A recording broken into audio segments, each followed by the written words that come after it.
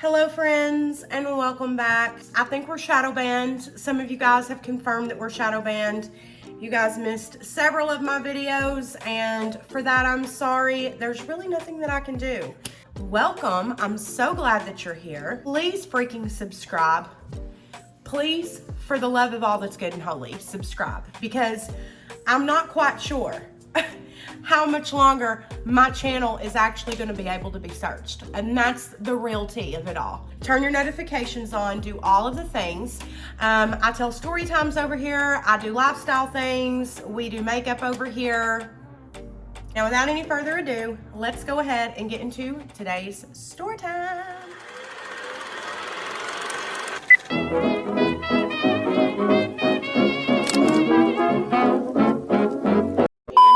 One that will be in my book one day. The vacation that has given me PTSD into my 30s. Also, I have had an upper respiratory infection, so if my voice sounds a little funny, I'm sorry. This story meshes in with a stalker story that you guys have already been told. And when I told you guys that story, I did tell you that there was a piece of it that was missing, and I was going to tell you guys later. It's one of the only stories from my Stalker series that you guys have not heard. And again, this will go into my book one day. But this was right before me and my friend were going to go on the cruise. And I told you guys that before that, something really severe had happened. I say that this was the worst vacation ever, but honestly, this was not actually even a vacation. It was actually a business trip for me. And my roommate went with me like as her vacation. So it wasn't a vacation for me, more so it was a vacation for her. And we were going to Nashville. Like I was at the top of anxiety when it came to him. Like I did not want to go to the grocery store alone. I did not want to drive home alone. I wouldn't get in my car without anyone like being there for me to look like in the trunk, the back seats and everything else. Like it was a really bad time and filled with anxiety. Like I was anxious all the time. And so I asked my roommate, hey, can you take 4 days off of work to go with me? And she was like, well, I'll just work remotely. And I was like, sweet. So me and her went. Now, remember when I told you guys about the cruise story that me and the guy that I was talking to at the time, we were like on an off patch. This was still the same. This was like at the beginning of our off patch. So it was still that really awkward phase when you stop talking to someone where you like completely cut off all ties of communication. We were in that phase. So I damn sure was not about to go all the way to Nashville with no one. And I damn sure was not gonna stay alone. Not happening. We leave and I was very cautious at this point, okay? I was very much like checking the rearview mirrors, like looking all around us, watching to see if there was any similarity in cars whatsoever. And we stopped about halfway there and we went to Waffle House. Now we left at like 9 o'clock at night.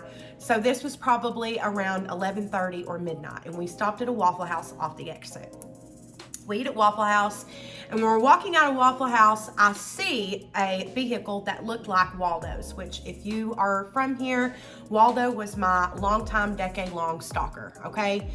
And this is the type of vehicle that he drove. I've never shared that with you guys before, but I am right now. This is the type of vehicle that Waldo drove. And this color and everything. So when I seen this vehicle, I was like, holy shit. We'll call my roommate because I can't remember what I call her in all of them. We'll call her Ashley in this one. I'm like, Ashley, that's Waldo. And she's like, Morgan, don't start. You're already starting this shit. Like we're not even like in Nashville yet and you're already thinking that everybody's Waldo. Like don't even start that yet. And I'm like, you know what? You're right. You're right, because if I start it now, I'm going to be obsessing over it. But like I've told you guys before, when this motherfucker was around me, I felt his energy, but I ignored it, okay? We get to Nashville very late. We get into our hotel room, we go to bed.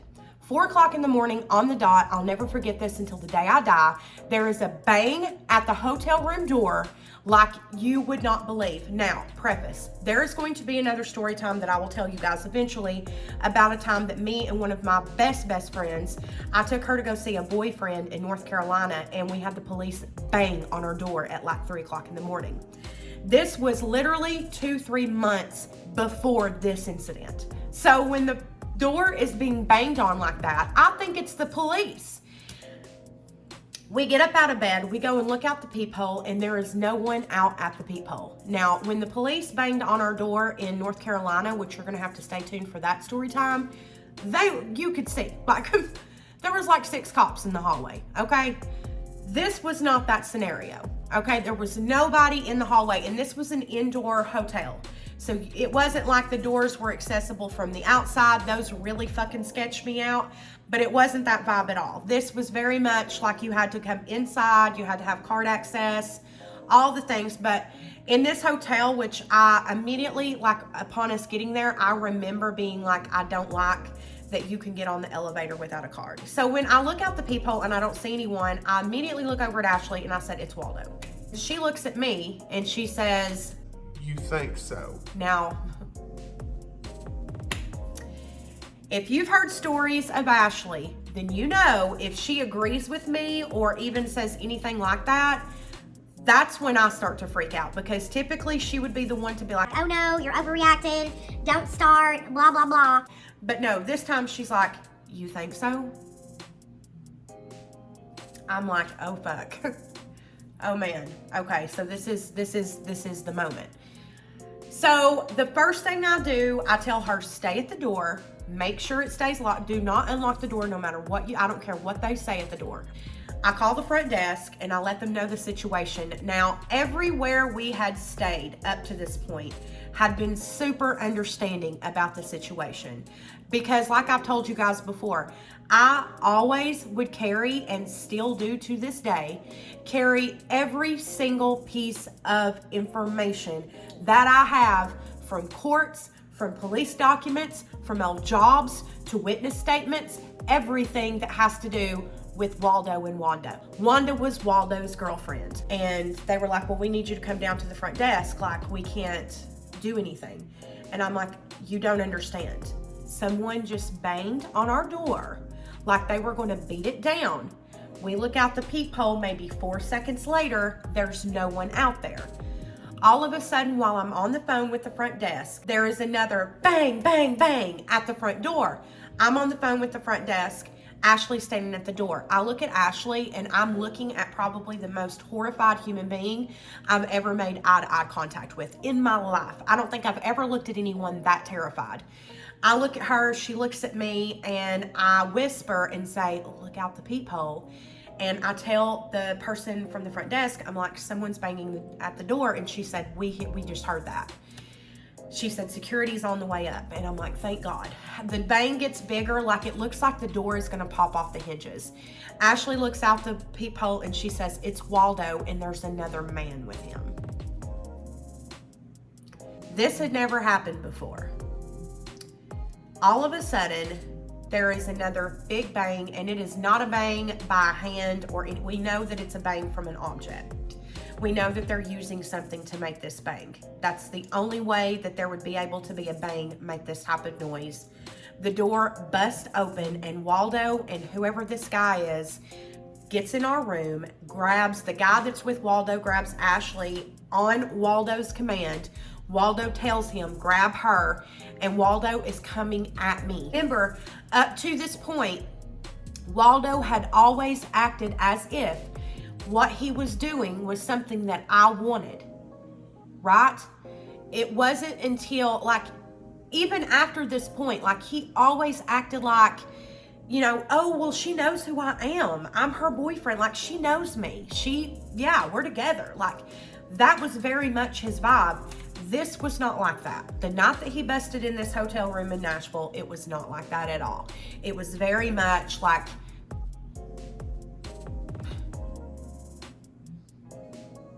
he was a predator. That's the only way I know to describe it. And I was terrified for my fucking life. And I was carrying a taser. I had already grabbed it out. I had it in right beside of me, and I guess he didn't even take the time to look at it. They were probably standing at this point. The other guy, we'll call him Greg, has Ashley, and about 2 feet away is me and Waldo. I take the taser to Waldo, take the taser immediately, like back to back, take it to Greg, grab Ashley, and we're out the door. As we are turning out the door, here comes hotel security. I scream and tell them there and there. They busted down the door, like full on, y'all. Busted down a hotel room door. And we didn't even have time at this point to look. But after hotel security got in there and got them, it wasn't probably 3-4 minutes later, here come the Nashville Police Department. Now, when the Nashville Police Department get there, they bring us up so that we can like get our stuff, so that we can, because I decided that I didn't want to stay in that hotel room anymore. Not that there was anything wrong with the hotel staff after everything happened. Just like if they would have acted just a little bit quicker, maybe we wouldn't have had our room busted into, you know? But they offered to comp our room and everything, and I declined. They gave me my money back on my credit card. I just said, you know, I would just really rather leave. Like, I'm no longer comfortable here.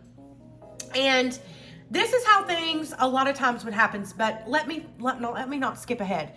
So we go back up to get our stuff so that we can leave, and we see that they have full on knocked our goddamn door down with, what do you call those, a PCV pipe or whatever.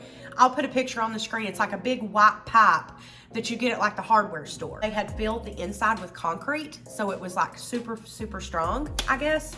I don't know. Plus, they were huge men. So I don't know about the other guy, but after getting my paperwork out, I can tell you exactly how big Waldo was. Waldo was 6'4" and weighed 318 pounds. He was a big motherfucker. But I do not know about the other guy, but he was comparable to Waldo. And this is my issue, okay? This is especially in Tennessee. I can't speak for other states. I can tell you that I've experienced other states with Waldo, and I've never had the experience like I have in Tennessee. And that's unfortunate because that's where I live. So that's where a lot of things that were reported was in Tennessee. It was just super frustrating because they wouldn't tell me anything. They would say, oh, well, you have to wait until your court date. And then we go to the court date and other things would happen. So things that had happened prior to the big event weren't even mentioned. And it was like, I was never told anything unless Waldo was getting put in jail or Waldo was getting out of jail. But nothing ever was told to me outside of that. And that's why so many things happen. And that is why I continue to use this platform to tell stories of things that happened with Waldo and Wanda and anything else that's happened in my life, because I hope that it does help someone. And please know that your voice is the only way that you can really get around any of this, especially if you're in Tennessee. You have to tell as many people as possible. Make sure that you save every document that you can. I can't tell you how many times that saved me in situations where Waldo would just show up and appear when I had like our court documents and police documents and witness statements and things. Like that was really helpful, not only to whatever city and state I was in, not only helpful to those police officers, but also helpful to the hotel staff so that they knew that I wasn't just because that's always what they wanted, like I'm some damsel in distress.